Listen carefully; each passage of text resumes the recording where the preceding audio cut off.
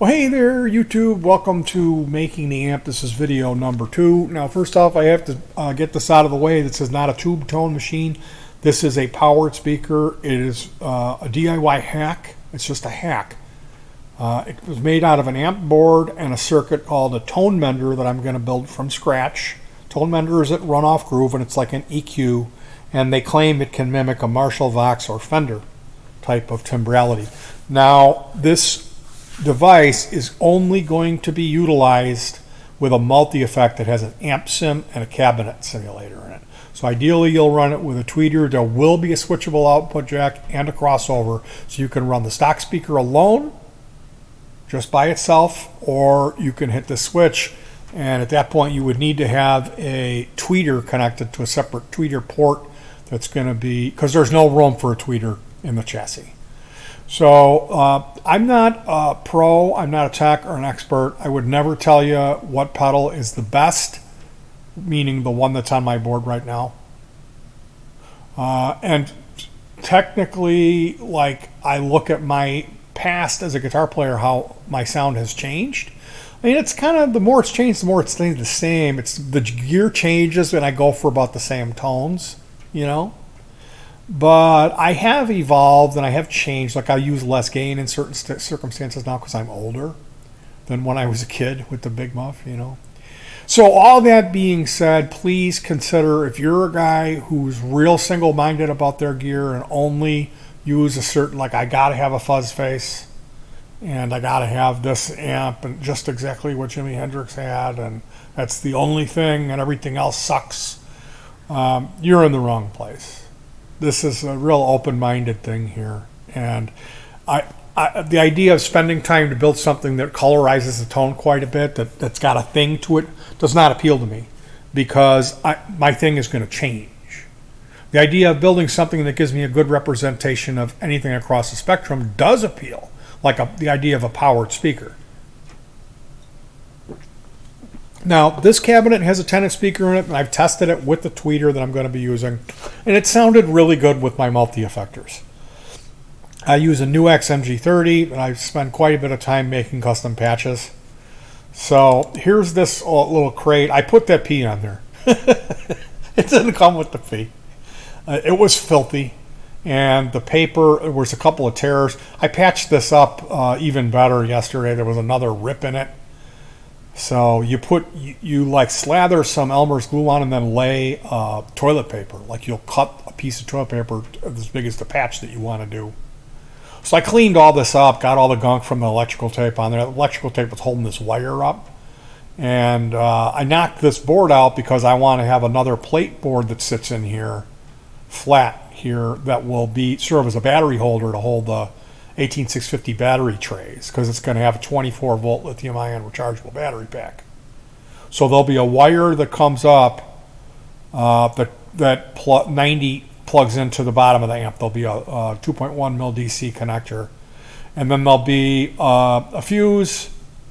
The speaker output will probably I'll probably have a 1/4-inch jack, and then with a 90, and then there'll be a toggle switch, so there'll be a secondary 1/4-inch jack that you can plug a tweeter into. I have these JVC, like, multimedia desktop, like, executive speakers that if you remove the speaker, a bullet tweeter fits in it perfectly. So then you put a 1/4-inch jack in the back of that, and you have a short speaker cable, 90s, and you can plug that cable in and have that sitting up here. And, you know, there'll be 4 pretty tall rubber feet on it because there's a handle here. So it has to sit above the handle. But yeah, you'll be able to toggle, run the output of the amp either straight down to the amp, to the speaker, or through a crossover and a tweeter along with the 10-inch speaker.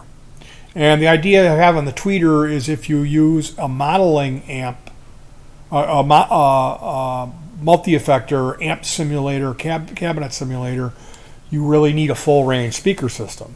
So this is kind of a compromise. It's a 10.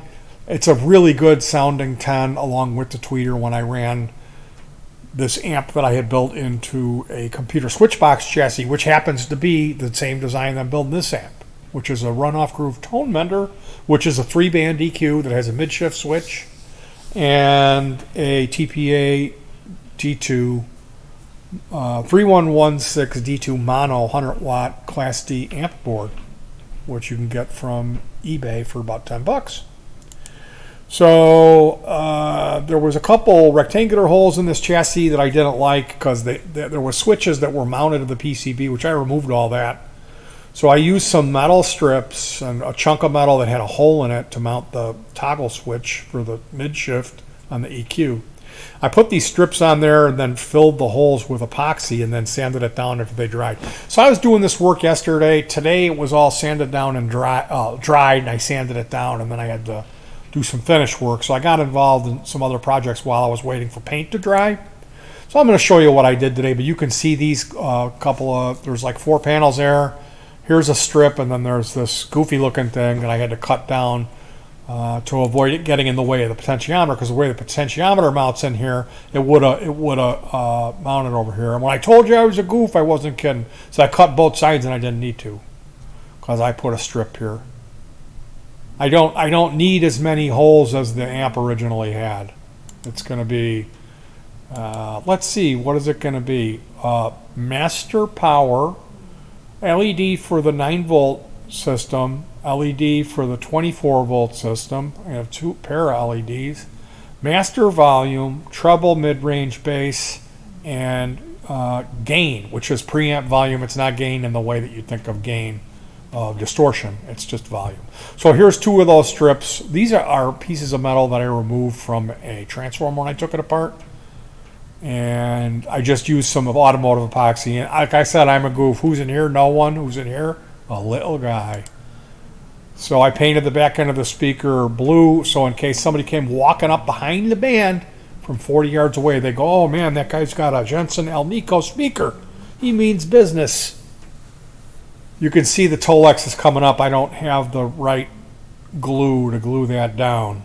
But there's going to be a board that I cut. You'll see that later that fits in here. It's going to serve as something to screw the battery packs into it. Just make it look nicer. Right now it's wood grain. I don't know, I might paint that board black. But I did spray some more black paint in here. You can see it's all chewed up because I just basically, I removed the baffle, and then I threw the whole speaker box. I threw the whole chassis minus the baffle and speaker into the utility sink, and I used Comet and a scrub brush, and you wouldn't believe the amount of crap that came out of this thing. So I cleaned it up quite a bit, and then I sanded this down and put some lacquer on it, so it's looking good. The metal corner protectors are gone, so I used some dollar store acrylic black, like poster paint, and Q-tips, and blacked all these out. So, like I said, today was you can see where I put the lacquer on there. Today was mostly cosmetic stuff, and this is my least enjoyable part of the process. This is the one board. It's kind of thick and a little bit heavier. I still might use it. I don't know. I got to decide.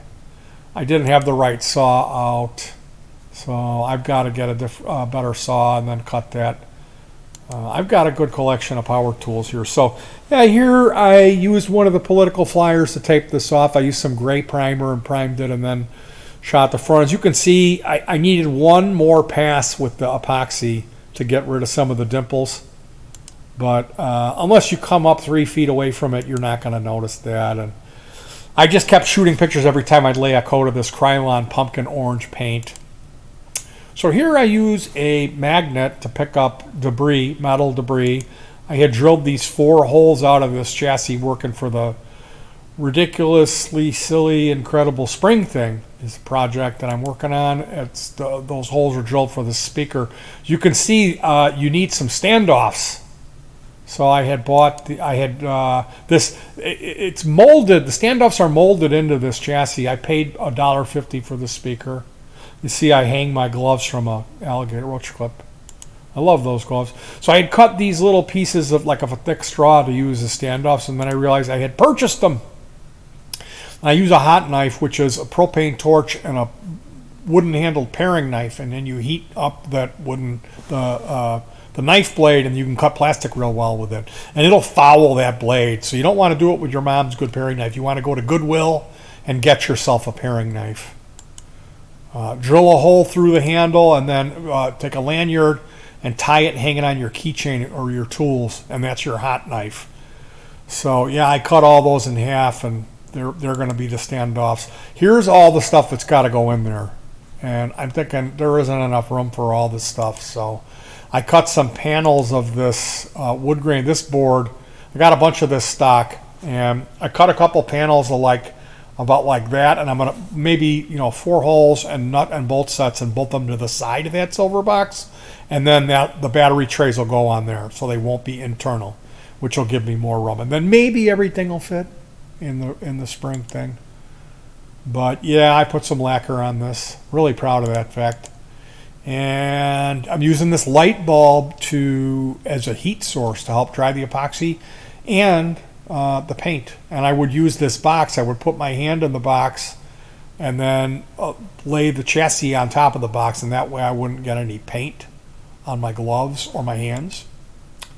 So I just stuffed it in there. Like when I was painting it, I had this tape in there, and then I flipped it around so you could see the holes when I took this picture. But that's basically what it's going to look like. And I don't know why I thought orange was good. Did they have crate amps that had orange on them? I don't know. So it is what it is. It's not a tone machine. It's a powered speaker. It's something that has been here, and I always have to get all this stuff together. A power supply, the amp head, cable, plug it in, and all that. And like when I build this all together, it's probably gonna be my amp. Like this is gonna be the one that I'm always using, and it'll be good for patio jams, or if we go to the park and bring a little bit of gear to jam, that'll be another option for me. So I have to put potentiometers in a bass, put potentiometers in a guitar. I have to put pickups in a guitar. I've got to do the spring thing, which is, man, it's a lot of work. And I've got to build this amp. Plus, we've got 10 new instrumental cover songs, but I'm working on the sequences for that, and we're learning all that stuff. So we've been playing every day. So I'm going to be busy. And I'll probably try to document this process of making this amp. And let me know if you enjoy it, because if I keep going and never get any comments, it doesn't make me really want to do it. You know what I mean? Like, you need to say, like, I watched it. Thanks for taking an hour out of your unbelievably busy day to entertain us. So I hope that isn't too much to ask. I hope I'm not being an asshole for asking for you to comment. Because otherwise I'm not going to want to do it, really. It's a lot easier on me to want to take my time to do this. Because believe me, I've got so much shit to do.